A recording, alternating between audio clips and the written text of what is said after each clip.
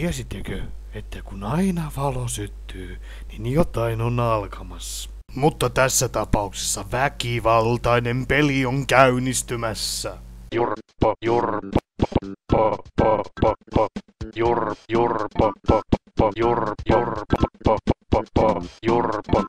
Japanissa kaikki on sallittua, mutta kun siellä ei enää keksitä mitään, niin tehdään sellainen väkivaltainen hakkauspeli, jossa eläimet hakkavat toisiaan ja niiden eläinten omistajat tuijottavat vieressä ja vetävät käteen. No se on sitten vähän kuin sellainen kilpailu, jossa kaksi äijää vertailevat, että kummalla on isompi kurpa. Mutta niinhän se menee aina. Ne kehtasivat vielä markkinoida tämän lasten pelinä, kun ne päästivät sen markkinoille. Ja eikä kotelossa ollut myöskään K18-merkintää tai mitään muuta varoitusta, että peli sisältää rajua väkivaltaa. Ja nyt nämä lapsukaiset voivat pelata tällaista saastaa hotelleissa, takseissa ja vessoissa. Kuvitelkaa, vain maailma on rajana. Tämä on järkyttävä. Kuvitelkaa, jos sinä menet istuu puiston penkille ja viereesi tulee semmoinen kersa, jolla on tommoinen Game Boy kädessä. Ja tietenkin se kersa pelaa siinä vieressä tätä väkivaltaista peliä. Järkyttävää! No sä voit vaan miettiä, että sä voisit napsia sen laitteen siltä kersalta, mutta jos sinä sen teet, niin paikalle tulee poliiseja pidättämään sinut. Ja ne sitten syyttävät sinua eläinrääkkäyksestä. Mutta se olisi pientä verrattuna siihen, että mitä tässä pelissä oikein tehdään. Peli alkaa siitä, kun tommonen sekalettinen kersa saa tuollaisen eläimen itselleen. Ja sitten se kersa pitää sitä eläintä pienessä pallossa. Väkivaltaa!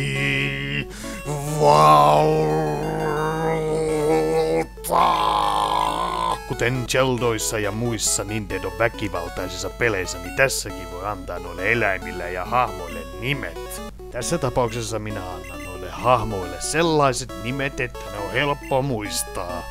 Ja heti tässä alussa pääsee tekemään kamalan eläintappelun. Sitä ei voi väistää millään. Toi toinen kersa tulee sinun päälle ja se vaan haluaa, että ne eläimet tappelee. Miksei noi sekasotkuiset kersat tappele keskenään? Sen sijaan ne laittaa viattomia eläimiä tappelemaan keskenään ja sit noi kaksi kersaa tuijottavat vieressä avuttomina. Ja ne sitten käskyttelevät noita eläimiä erilaisilla hyökkäyksillä. Perseheilutus ja lyönti. Ei voi lähteä edes karkuun.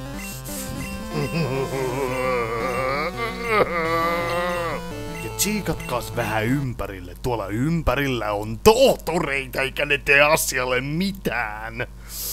Miten ne antaa tällaista tapahtua? Mitä helvettiä ne ajattelee tuossa maailmassa? Toi maailma on ihan seonnut. Kirsat pistää eläimiä tappelemaan keskenään ja tohtorit ei tee asialle mitään. Ja taistelu vaan se jatkuu noiden noka edessä. Graulo. Takle. Ja niin se minun eläin kuoli. Väkivaltaa.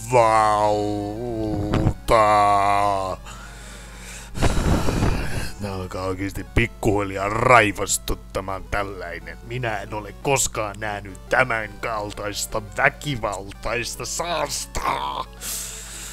Tää koko pelin idea on se, että sä salametsästät noita eläimiä ympäri maailmaa ja sit sä menet noihin saleihin tappelemaan niiden pomojen kanssa ja siellä sitten nuo eläimet tappelevat jälleen keskenään. Ja jopa pienet pussikot on täynnä elukoita.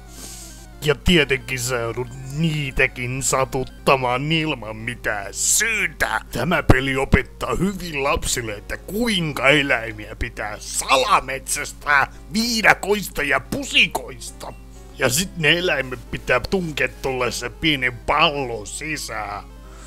Kuvitelkaa, jos mä menisin sinne Japaniin ja sit mä ostaisin mun taskut täyteen sellaisia palloja ja minä pistäisin niihin palloihin K18-merkinnät ja sit mä marssisin sinne Nintendo johon eteen ja heittelisin niitä äijä minun palloilla. Ja sit mä huutaisin niille, teidät on nyt vittu pännätty.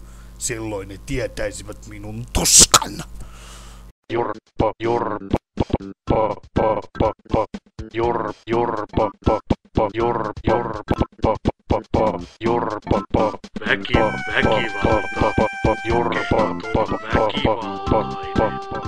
Tämä peli on niin väkivaltainen saasta ja sen takia se pitäisi pistää bänniin. Voi helvetti.